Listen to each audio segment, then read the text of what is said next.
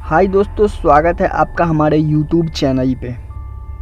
हम आ चुके हैं एक और नई कहानी के साथ। यह कहानी का शीर्षक है सपनों की दुनिया में। आप सभी ने भूत प्रेत की कई सारी ऐसी डरावनी कहानी ज़रूर सुनी होगी। कुछ शायद ही कभी सुना होगा, जिसके बारे में आज मैं आप सभी को बता रहा हूँ। जब पहली बार मैंने इस घटना को सुना तो एक समय के लिए मैं थमसा गया था। इसको सुनने के बाद मुझे खुद भी यकीन नहीं हुआ कि इस संसार में सब कुछ संभव है। परंतु उस दिन मुझे यह एहसास हो गया कि इस संसार में कुछ भी असंभव नहीं, हर कोई काम संभव है। यह एक घटना स्त्री के ऊपर घटित है, जिसकी वजह से इसे मैं पूरी तरीके से सार्वजनिक नहीं करूँगा, ताकि किसी को भी ठेस ना पहुँचे। हमारा काम है सिर्फ घटना को आप सभी तक पहुँचाना, उनकी निजी बातों को आइए हम जानते हैं। यह कहानी है सुरभि नाम की एक लड़की की, जिसकी उम्र 21 वर्ष थी और वो एकदम स्वस्थ थी। एक दिन अचानक उसके सर में बहुत तेज दर्द शुरू हो गया। दर्द कई दिनों तक रहा। वह दवा लेती तो उसका दर्द चला जाता, परंतु एक हफ्ते बाद उसे फिर से दर्द होने लगा। दर्द जब ज़्यादा असहनीय हो गया तो उसके परिवार वालों ने उस डॉक्टर से दिखवाया। डॉक्टर ने उसे कुछ दवाइयाँ दी और उसकी कुछ टेस्ट भी लिख दी और कहा, आप 2 दिन बाद आइए। उस रात को सुरभि अपने बिस्तर पर सोई हुई थी और उसका दर्द भी कम हो गया था। परंतु सुबह जब घर वालों ने देखा दिन के 11 बज रहे हैं और सुरभि अभी तक नहीं उठी है, तो उसके घर वालों को चिंता हुई। उन्होंने सुरभि के कमरे में जाकर देखा तो पाया सुरभि अपने बिस्तर पर सोई हुई है। उसकी माँ ने उसे जगाया, परंतु वह नहीं उठी थी। काफ़ी देर जगाने के बाद भी सुरभि नहीं उठी, पर उसकी सांसें चल रही थीं। तुरंत ही उसके परिवार वालों ने सुरभि को डॉक्टर के यहाँ ले गए। डॉक्टर ने सारी चेकअप की, सब कुछ सामान्य था। अब पूरे 1 दिन बीत चुके थे, पर सुरभि को होश नहीं आ रहा था। उसके घर वाले बहुत परेशान हो गए। आखिर सुरभि को हुआ क्या था? डॉक्टर ने कहा, सुरभि एक गहरी नींद में गई है, क्योंकि सुरभि का सारा शरीर काम कर रहा है। दिल की धड़कन भी सामान्य चल रही है। सुरभि को होश में लाने के लिए डॉक्टर ने बहुत मेहनत की और आखिरकार डॉक्टरों की मेहनत काम आ गई। सुरभि होश में आ गई। सुरभि जब अस्पताल से ठीक होकर घर गई और जब उसने सारी बातें बतानी शुरू की, तो उसके घरवाले ये सुनकर बहुत आश्चर्य में रह गए। उन्हें खुद की कानों पर विश्वास नहीं हो रहा था कि ऐसा भी हो सकता है। सुरभि ने बताया कि ये बात सच है कि उस दिन अचानक मेरे सर में दर्द हो रहा था, परंतु जब मैं नींद में गई तो मुझे पता ही नहीं चला कि मैं नींद में हूँ। मुझे सब कुछ अजीब ही लग रहा था। मैं एक अलग दुनिया में गई थी। मेरे चारों ओर बड़े बड़े पहाड़ थे। मैंने देखा कि एक व्यक्ति आपको जख्मी कर रहा है, वो भी पत्थर के टुकड़े से। एक व्यक्ति हाथ में आग जला रहा था और वो चिल्ला रहा था, पर हाथ को नहीं काट रहा था। ऐसा लग रहा था मानो उसका हाथ किसी ने जोर से पकड़ रखा है, जिसके कारण वो खुद को नहीं छुड़ा पा रहा था। मुझे ऐसा महसूस हुआ कि मानो मेरे चारों ओर मौत ही मौत है। अचानक मेरे सामने ढेर सारे मूत्र बहने लगे। उसमें से बहुत तेज बदबू आ रही थी। वे सारे मेरे बदन पर यहाँ वहाँ लगे हुए थे। ये सब देखकर मुझे उल्टियाँ आ रही थी। वहाँ इतनी गंदगी थी कि मैं शब्दों में बयां नहीं कर सकती। थोड़ी देर बाद मुझे समझ आ गया कि मैं किसी नरक में हूँ, पर यह सब इतना असह्य था कि मैं आपको नरक में ही पाया। और धीरे धीरे मुझे यह समझ आ चुका था कि मैं एक सपने में हूँ, और मैंने काफ़ी कोशिश की कि मैं उस सपने से बाहर निकलने की मैं हर दफ़ा असफल रह रही थी। मैं काफ़ी घबरा गई थी और आखिर ऐसा कैसे हो सकता है और मेरे साथ ये क्या हो रहा था।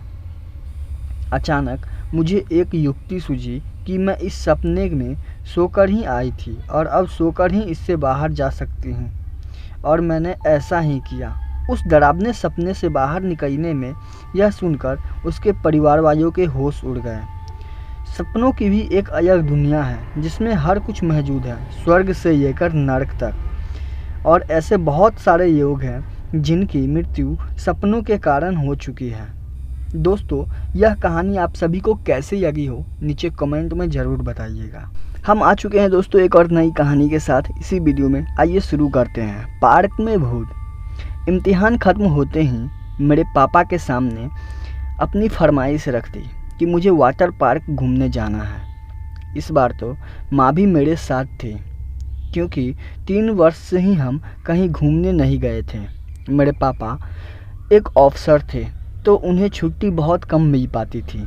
वैसे मेरा नाम मदन है और मैं अभी 12वीं कक्षा पास की हूँ।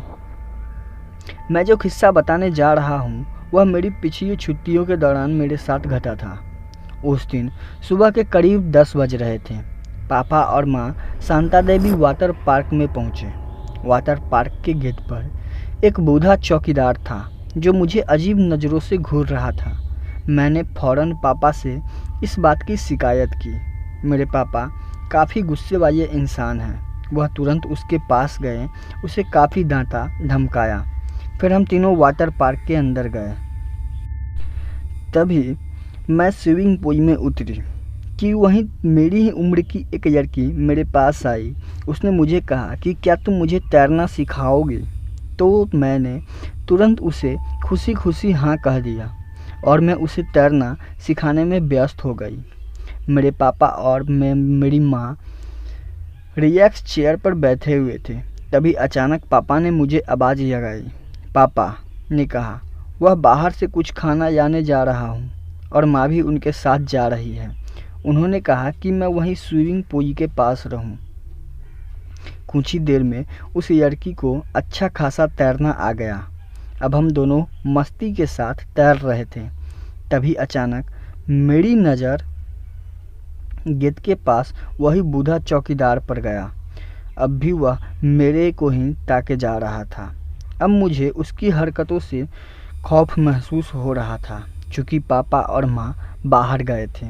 पापा ने उसे धमकाया भी था। अभी मैं सोच ही रही थी कि क्या करूं। तभी अचानक मेरे साथ तैर रही उस लड़की ने पीछे से अचानक मेरा सर पानी के अंदर डुबो दिया। मेरे तो नाक में पानी गया। पानी से बाहर आकर मैं उस पर खूब गुस्सा हुई। वह लड़की फ़ौरन मुझसे माफ़ी मांगने लगी। बोली, मैं तो मजाक कर रहा था। उस लड़की की इस अजीब हरकत से भी मैं सदमे में थी। मेरे दिल की धड़कनें दुगुनी तेज होने लगी। अब मैं पानी में नहीं रहना चाहती। पता नहीं क्यों, पर कुछ अजीब सा घबरा रहा था। मैं फ़ौरन किनारे पर आकर बैठ गई। वह लड़की अभी भी पानी में ही थी और मुझे ही देख रही थी। उसकी उस हरकत के लिए उसने माफ़ी भी मांगा था। मैंने माफ़ भी कर दिया था, पर पता नहीं क्यों वह मेरा पीछा नहीं छोड़ रही थी। उसका दई रखने के लिए मैं फिर से थोड़ी देर पुई में उतरी। पुई के अंदर जाने के बाद मुझे कमर से पकड़ लिया और पुई में बीच में ले गई।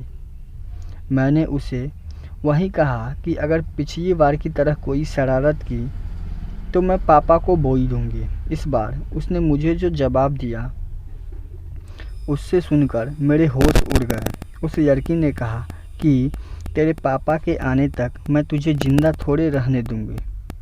मेरे पापा को बुरा भैया कहने वाली बेटी आज मेरे हाथों से यहीं मरेगी। इतना कहकर वह मुझे जोर से अचानक पानी के अंदर डुबोना शुरू कर दिया। पानी में मेरी सांसें उखड़ने लगी थीं।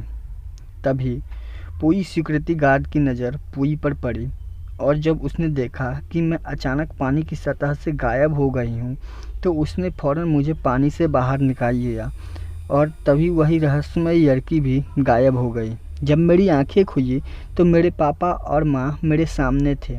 मैंने फ़ौरन सारी हरकत पापा को बताई। तुरंत ही पापा और माँ वहाँ मुझे वाटर पार्क और अथी ऑफिस ले गए और वहाँ पापा ने वाटर पार्क के गेट को बंद करा दिया।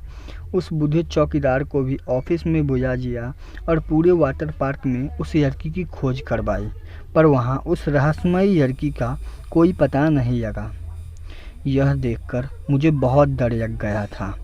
उस दिन के बाद से मैं कहीं भी घूमने जाने के बारे में सोचता भी नहीं था। दोस्तों, यह कहानी आप सभी को कैसी लगी है नीचे कमेंट में ज़रूर बताइएगा और आगे के कहानी के लिए हमारे चैनल को भी सब्सक्राइब ज़रूर कर देना।